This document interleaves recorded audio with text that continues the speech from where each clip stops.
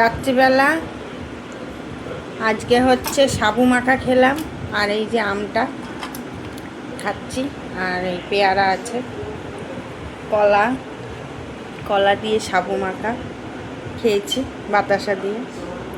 এবার হচ্ছে আমি সাবু মাখা খাবো বলে একটু দই এনেছিলাম।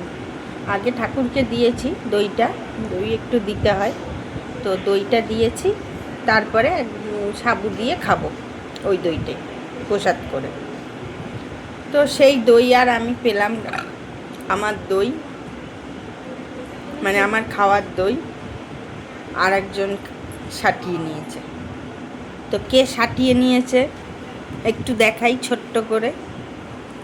এই যে কালপিট, এই যে কালপিট, এই ম্যাডাম আমার চুপি চুপি এসে সিংহাসন থেকে 100 গ্রামের একটা দইয়ের ভার এনেছিলাম, সেই দই একদম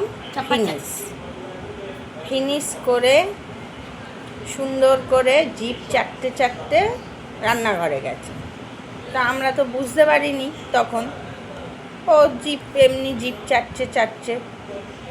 ও বাবা, পরে ঘরে এসে আমি দইটা তুলবো বলে এসছি, এসে দেখছি দইয়ের বাটি ফাঁকা।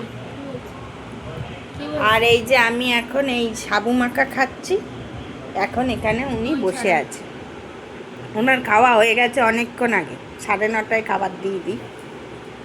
হ্যাঁ, উনি তাও বসে আছে ওই সাবু মাখা, মানে দইটা যদি আর একটু পাওয়া যায় সেই জন্য বসে আছে।